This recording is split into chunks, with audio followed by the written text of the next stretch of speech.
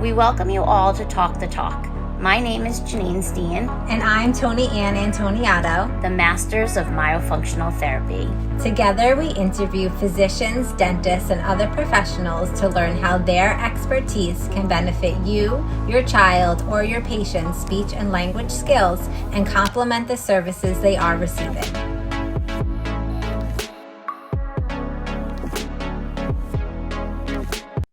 We welcome Dr. David Alfi to this episode of Talk the Talk. Dr. Alfi is a dental surgeon who specializes in craniofacial and orthognathic surgery and rehabilitation. He has offices in Houston, New York City, Miami, and LA, and is transforming lives one jaw surgery at a time. Dr. Alfi is passionate about ensuring the best care for his patients, remaining educated on the newest technology, and advancing techniques in the world of dental care, performing custom double jaw surgery. Thank you, Dr. Alfi, for joining us today on Talk the Talk. Thank you for having me. Absolutely. You are all over the place. So I guess my first question is, are you directed to each location based on specific cases that you're working on? How do you determine where you are? And all these amazing places too.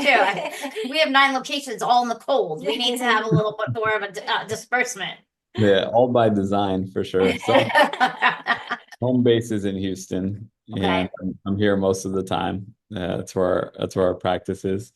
But I grew up in Los Angeles and have a lot of ties there. And I trained in New York City, spent Okay. 10 years at Columbia, and have a lot of good ties and memories, and a little bit of New Yorker in me. And favorite city is Miami. I love Miami. So we do get patients that come from all over the country and other parts of the world. And at some point, I decided that it would be wonderful to, use this opportunity to go and frequent the cities that I enjoy and make it part of my life. So I picked those cities for that reason. And geographically, they're advantageously spread out on the coast, and Houston happens to be in the middle, so it's worked out really well.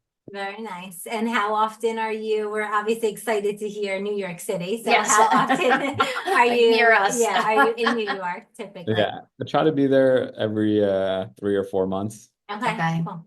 Very nice. Yeah. Do you find there's a different education of patients and families based on the different locations or the different places that you are? Do you notice that there's in LA, they're more knowledgeable or less knowledgeable than a New Yorker? Or do you see it's like common across the board? Yeah, not so much with patients, because the patients that seek me, that are getting on my schedule, they've done research and they're listening to podcasts and on forums, and they're very well educated and informed. Typically, that's who I'll see in either of the clinics. But what is interesting to me is more the network of providers in the different cities. I do feel that there is a difference in the cities that, Houston, we're very privileged to have a lot of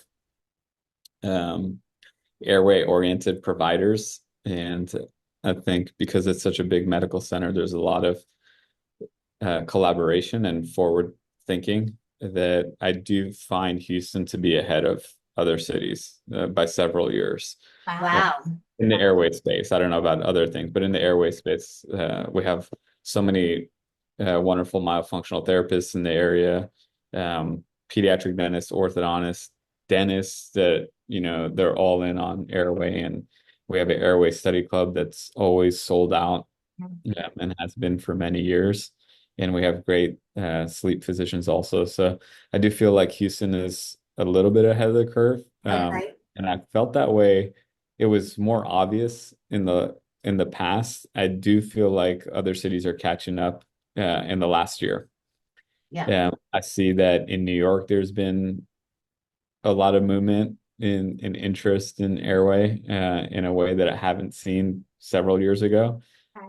And I feel that that's true in LA. And I think that Miami is a little behind those two cities at the moment. Do you feel it's the providers that are more educated or the patients? Like for us, we see that patients are definitely coming to us more educated about wanting myofunctional therapy, whereas if we said it 5 years ago, they look like we were, going to Yeah. poke them with needles in their eyes. So Yeah. it's definitely evolved. Do you see the same?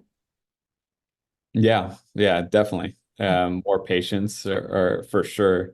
They're seeing it on their TikTok, and there are more providers that are preaching the word, way more than I used to see in the past. I felt like I was one of few saying some things, and now I'll go on and it's wonderful. I'll see a lot of providers from different specialties saying the same things, Yeah. and I think that it's exponential for sure, and patients are seeing it. And I do think that the patients are forcing the hand of the providers. Yep, we're definitely seeing that Yeah. as well. Demanding more attention to the area. Yeah. Obviously, we said you're a jaw surgeon and you're doing this custom jaw surgery, but can we start with you kind of explaining? A lot of people just say like, oh, he needs jaw surgery or she had jaw surgery. And sometimes even, previously myself included, you think like jaw surgery is jaw surgery, but Mhm. it's not. And I think that you kind of advocate on that and that there's some types that might not have as much success as the type of jaw surgery that you're performing. So can we go into that a little bit? Yeah, similar to many other professions, like getting a home builder or an architect, Mhm. uh, the variation is extremely large, right? Okay. Okay. And in a lot of ways, talk about provider experience, um, where they train to begin with, how many cases they do, what their resources are like, what their system is like. All those things are very, very unique, but so important. Mhm. And what type of operation someone's going to get, and that's just the surface of it.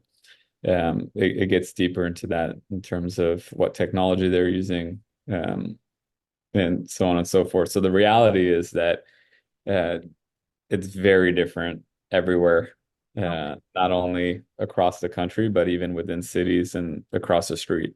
Wow. Wow. Mhm. And what I mean by that is there are a lot of surgeons that do things differently. We're using custom titanium uh, guided plates and guides, 3D printed, and that's uh, the most advanced technology right now for orthognathic surgery and virtual planning. And that's probably still more rare than common. I think most surgeons are not utilizing custom yet, although that's growing. But there's differences there. Mhm. And then yeah, so what that does too is there's surgeries that take 6 to 8 hours, and then surgeries that take an hour, and they're the same operation. Mhm. So those recoveries are going to be different. There are surgeons that wire people shut, and surgeons that don't. There's some that leave splints in the mouth, and some that don't. There's some that use incisions on the outside, and some that don't. So when you put all those things together, the surgeries are drastically different. The recoveries are going to be different. And then that doesn't even get into the type of planning, whether they're looking at airway or not looking at airway. So I don't know if that explains it well, but there's a huge difference. Yeah, Yeah, no, it sounds that way. it definitely does. Do you feel like those differences have to do with where the provider was educated? Like, is it specific Not at to? all. No. No, wow. Okay. Yeah, So it's not at all. And I say that because um, every provider where they were educated is behind the times. Even today, most programs are not on the airway awareness. Mhm. If they are, they're just scratching the surface, but they're way behind. And I know this because I give lectures to a lot of Yeah, residency programs. yeah. It's very, what we're doing 7 years ago is very cutting edge for them now. Um, and that's if they're graduating now. So any surgeon that's graduated 5, 10, 15, 20 years ago, they didn't get any of this technology, philosophy, technique in their training. So I don't think it's where they went, but I think it's, how open they are to learning and questioning Mhm. and exploring. Yeah. is it a detriment then if you went to dental school 10 years ago for a patient or would it be better if it's been more recent?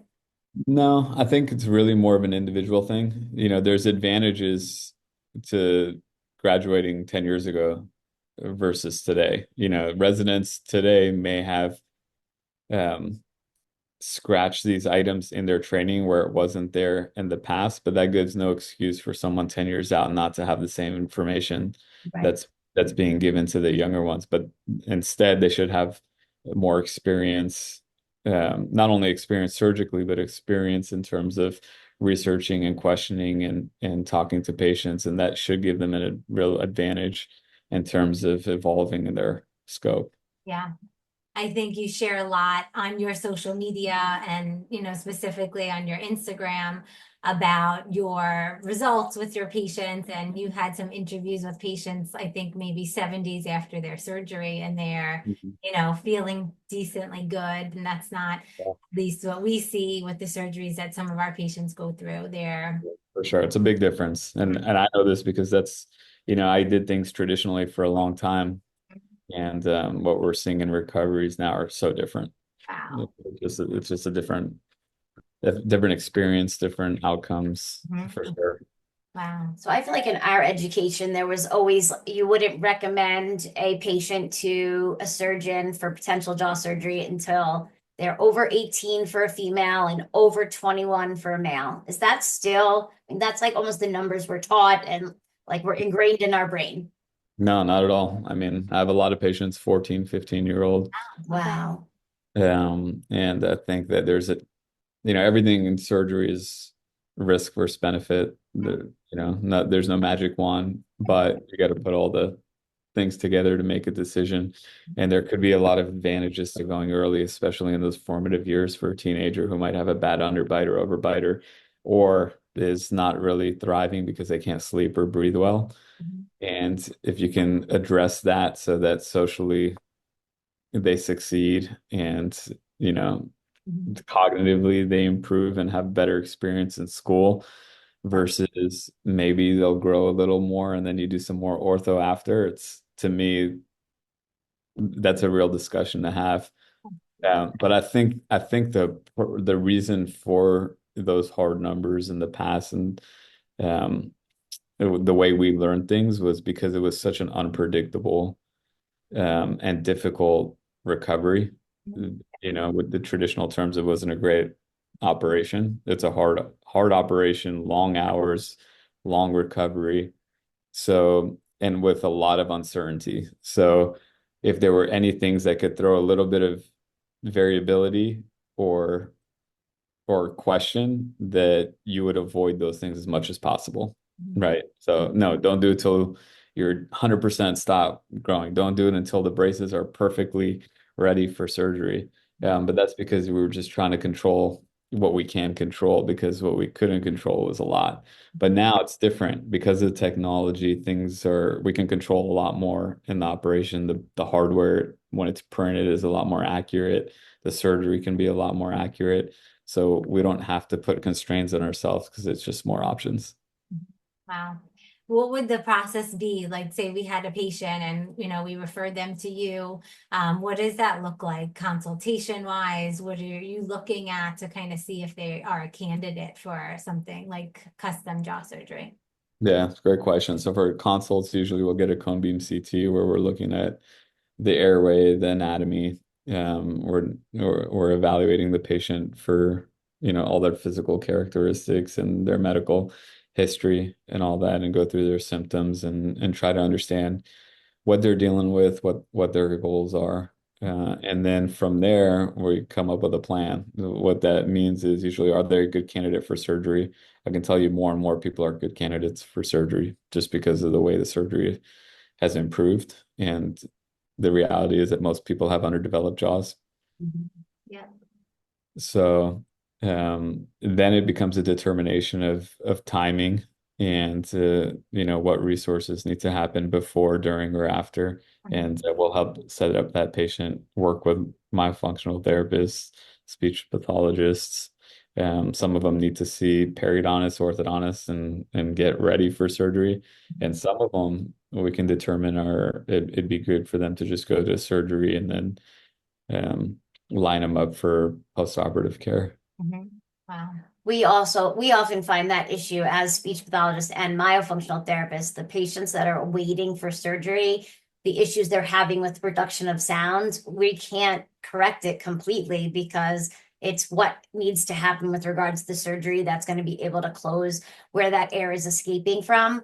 Mhm. So it is interesting to hear that it's being done sooner, earlier and earlier, because I do feel Mhm. like the mode here, right, is like Yeah. this is the age group, you want to wait for the boy to stop growing, the girl to stop growing. And at 18, you don't want to have a lisp. Mhm. At 21, you don't want to go for a job interview and have a speech issue. Mhm. You want that to be resolved at that point, and a lot of times it can't be because of the way the anatomy is and waiting for that to occur. Mhm. So I know that you, with the custom jaw surgery, there's, just to be clear for everyone that's listening, there's a lot shorter surgery, a lot shorter recovery. And I know you had talked about like a lot less even tools, like you did a Instagram reel where you like dropped a bunch of tools that you don't need because of it being custom compared to another jaw surgeon. Yeah, absolutely. Basically, a lot of that information is built into the technology of the plates. So things like bending plates, we don't have to do them. Measuring in the operating room and making those decisions, it's already planned ahead of time, so we don't have to do those things. We don't have to wire, unwire, use these splints anymore. So really, it's a different procedure. It's like half the steps are eliminated. Wow. Are are other providers or jaw surgeons following the same criteria and doing the same things as you, or is it you're that cutting edge person that everyone wants to see? Yeah, I mean, I was the first to start using the custom Wow. workflow about 6, 7 years ago. So I'm very early user and helped develop a lot of designs and protocols and been part of their design teams for it. Um, so and I've done more. So it's just a matter of time. I mean, if I look at other surgeons and what they're doing now compared to 3 years ago, it's completely different. I felt like I was on an island before, whereas now I can see surgeons dabbling Okay. with it more and more. And I think in the next 5 years, that everyone will be saying the same things that I'm saying. And Yeah. we do have surgeons that come here and watch and learn, and they go back home and have success in using these protocols. That's awesome. That's Yeah, unbelievable. it's very Yeah. inspiring. Yes. Sure. And when it comes to obviously a lot of the reasons for the double jaw surgery is airway issues. So if somebody is presenting with significant sleep apnea, is that starting to get covered? Like, is that being covered through insurance when there's sleep apnea involved? Yeah, most of the time, Okay, that's great. the positive sleep study, which everybody will get a positive sleep study because everybody has a sleep problem. Mhm. If it's Yep. done appropriately, it will be covered under medical insurance. So most of ours are. That's Oh, awesome. Yeah. that's tremendous. Yeah, that's great. Perfect. Okay, let's go into a little bit, maybe if we can, about MARPE compared Yeah. to, adult palatal expansion compared to jaw surgery. Mhm. Are there sometimes people that can just benefit from the expansion with something like a MARPE? Do you feel like, when you're seeing those things, it should always be jaw surgery? What are your thoughts there? Yeah, I mean, like everything in life, these are all tools, right? And the reality is that most people are narrow and behind. Okay. And never do I see someone that's narrow and not behind, right? Yeah. Yep. So the MARPE is a great tool because it can get someone's upper jaw wider or more appropriate, and that helps with tongue space, and it'll help with nasal airflow as well. But it's not going to bring the jaws forward as much as most patients are going to need to come forward. So there is a place for it for sure, and sometimes we do it before jaw surgery to widen them first and set them up and then bring them forward. But I don't think that it alone addresses most of the issues that people are going to have. Mhm. I do think that it's a great tool to use in select cases. Mhm. Most patients, I think, are going to benefit from double jaw surgery. But I do love it when someone is narrow and needs to come forward and they really can't get the expansion they need orthodontically, or it's too much to do at a time of surgery with a three piece. It's a great tool to do beforehand. Mhm. And in some patients that just for many other reasons might not want to go through jaw surgery, don't have access to jaw surgery because that's a reality too. Mhm. Um, that MARPI will get improve their situation. So it's just a matter of where on that spectrum we're trying to get to. Yeah, yeah, it's a good point regarding the having those resources available to you. Yeah. Do you find that you're treating more patients with TMJ, given the amount of airway issues that are now being, I don't know, visualized or seen more often than they would have in the past? Are you seeing more TMJ cases as a result of that?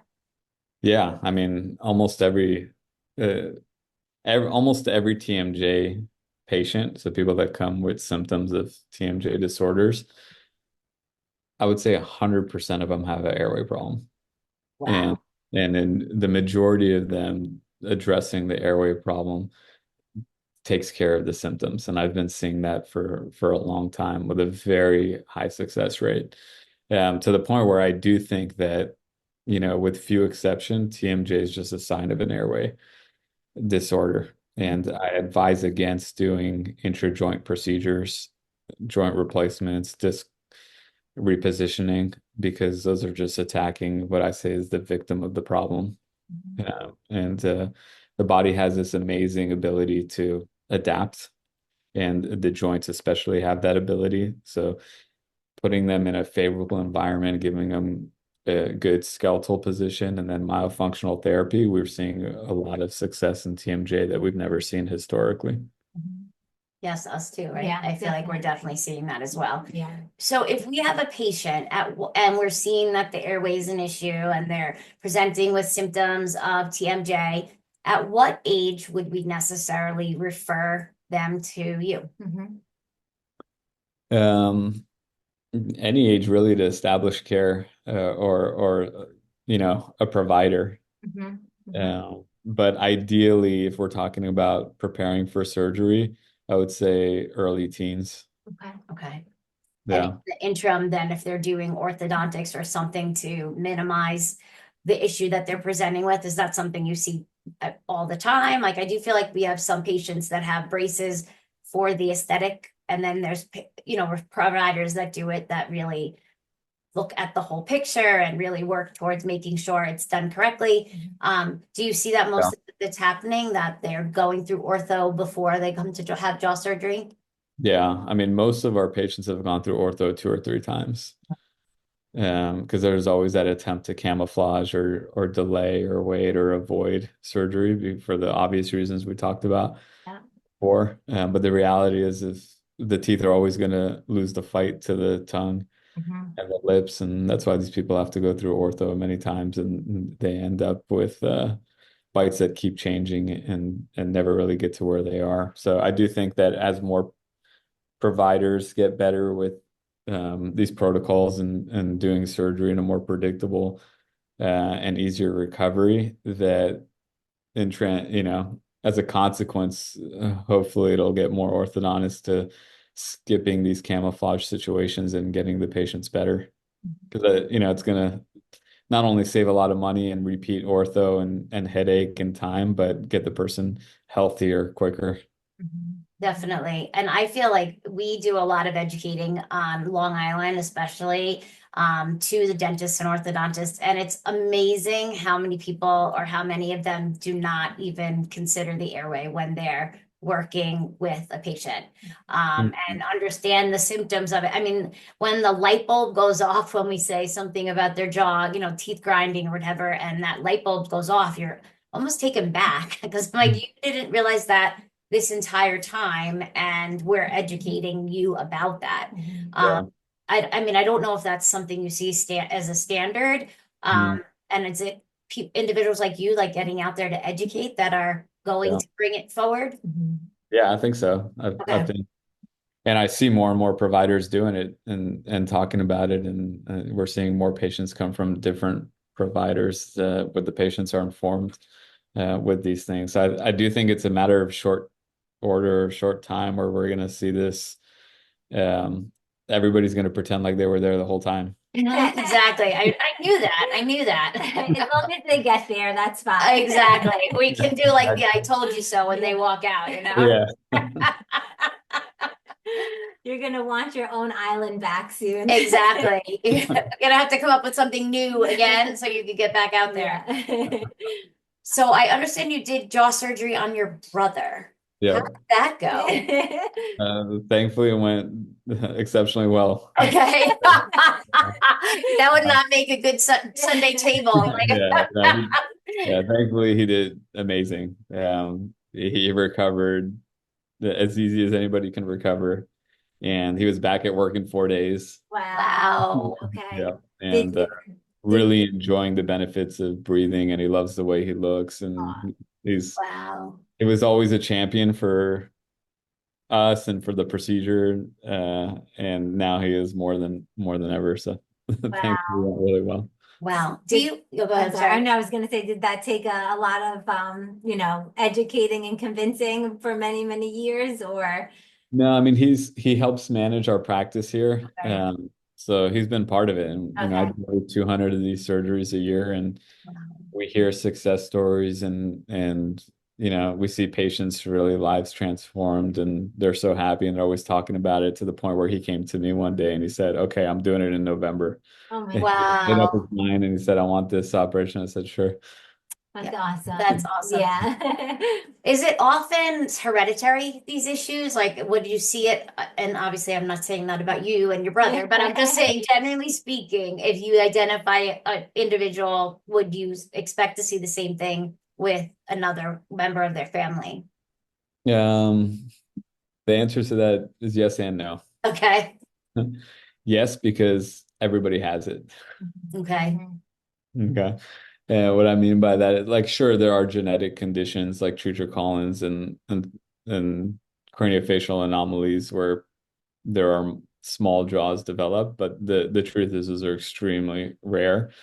The majority of patients we see are the ones that are just educated enough to get into the office. The reality is that if you've had your wisdom teeth removed and you've had crowding for braces, which is 99% of the population, by definition, the jaws didn't grow to their potential, Yeah. right? Mhm. So,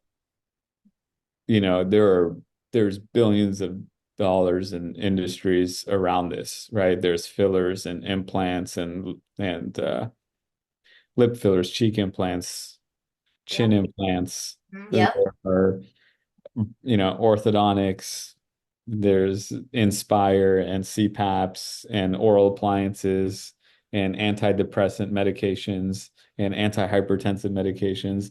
But basically, there's trillions of dollars in industries built around the problem that people are not sleeping well or breathing well. And there's fancy beds and I can go on and on about this stuff, but the reality is that if you had no room for your wisdom teeth and you've had crowding of your teeth, the reality is your jaws are not optimized. And if you get a good sleep study and you fall in that camp, you're probably going to be positive for sleep apnea or upper airway resistance syndrome. And that's just a fact. That the issue is that not everybody has had a sleep study. Most people will end up taking anti-anxiety, antidepressive medications and blood pressure medications, end up on CPAP, end up with dementia, and that's just a natural course without ever questioning if their jaws were optimized or if they have obstructive sleep apnea or sleep disorder. That's just reality. So they don't But have a diagnosis of OSA in order to be a candidate for surgery. They could be anywhere along that trajectory or that. yeah, yeah, for sure. It's crazy to think about, Yeah. just like you said, how much is out there to kind Yeah. of that Band-Aid and, Hmm. help people survive when Yeah. the issue is the jaws and we need to fix them. Yeah. I mean, there's whole movements like mewing and mouth taping and all these things Right. that are just dancing around this subject, Yeah. right? But if you, Yep. you if you go to your Thanksgiving table to your families and you ask the 10 people that are there, are you on some medications? And most of them will say yes. Or do you snore? And most of them will say yes. And have you had braces or wisdom teeth? And most of them will say yes. And you say, do you think that your jaws can contribute to that? And nobody will have an idea what you're talking about. Right. Yep. Exactly right. They just keep going through the guards, their mouth guards, and continuing to Yeah. wear through them. Mhm. Yeah, night after night, year after year, it's mind-boggling. Yeah. Yeah. Yeah. Well, obviously, some of the people listening to this may be some myofunctional therapists or speech therapists or patients of ours that are receiving myofunctional therapy. So where do you feel myofunctional therapy fits into jaw surgery and its importance and all that? Yeah, you've heard me say myofunctional therapist. Yeah, Yeah, that one Instagram Yeah, reel cracked me up. Yep, we're gonna take advantage of that Yeah. phrase right now. Exactly. It's a good question. And this is interesting because we just had a resident from a Northeast program shadow these last couple of days, and I asked them, do you guys have a myofunctional therapist and anywhere in your curriculum or in your hospital or program? No idea, but they're doing jaw surgery. And it's true. I mean, you go to dental schools and they have no idea. But my philosophy is that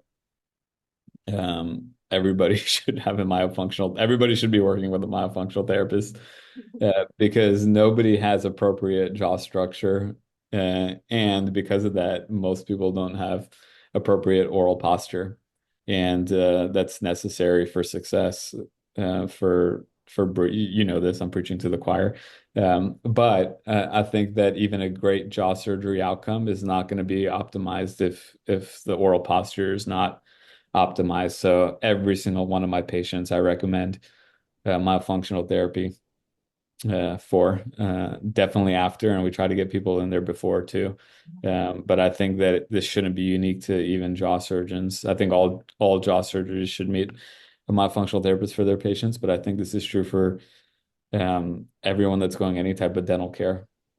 I think that's a standard of care in Brazil. Every dental professional has a myofunctional therapist on staff, which I think is That's amazing. great.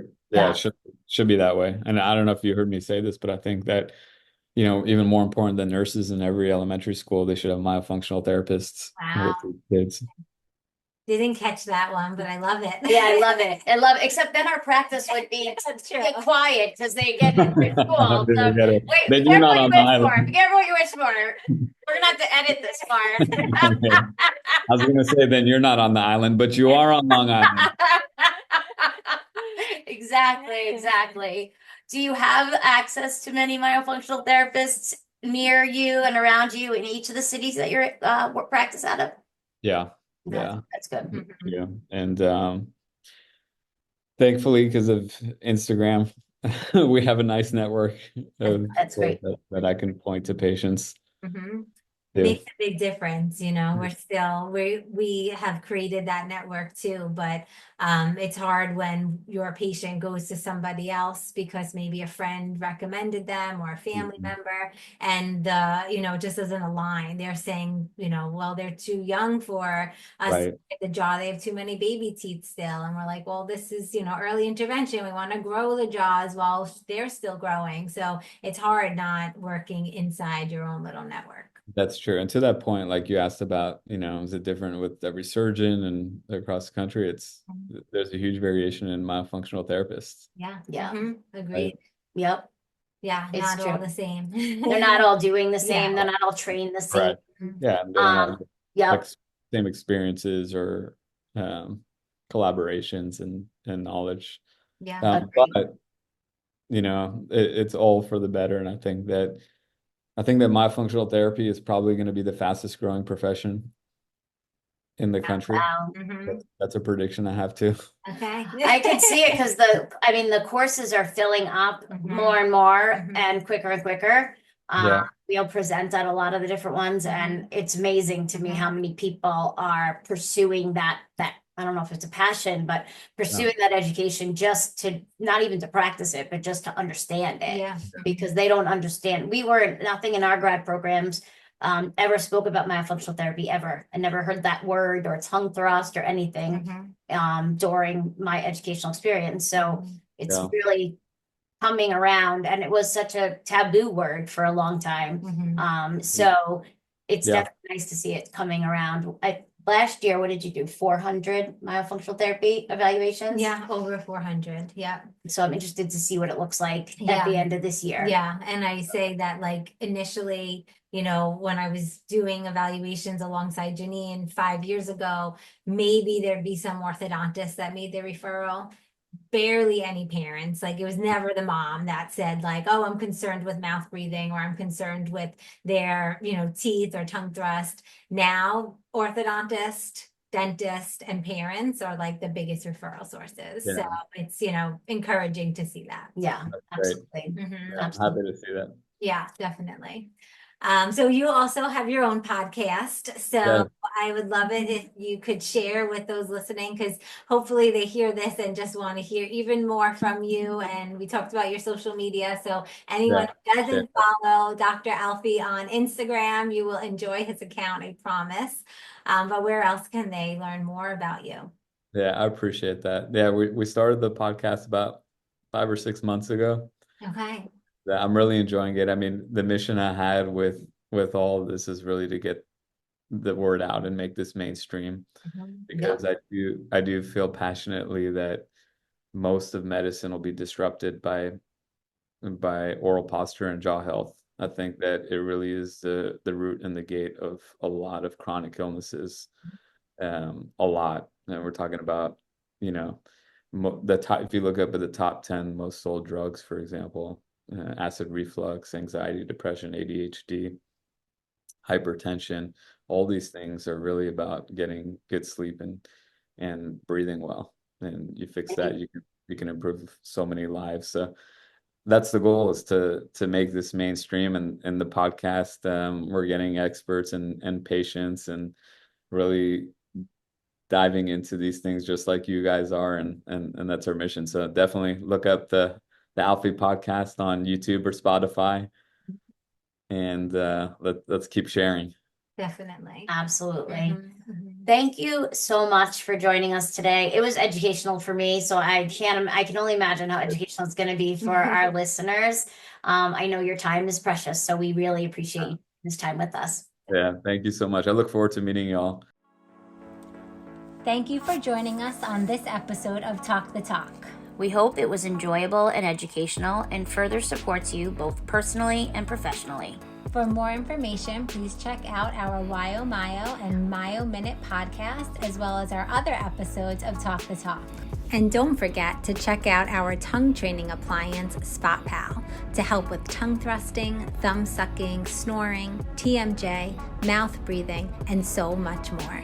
Visit thespotpal.com.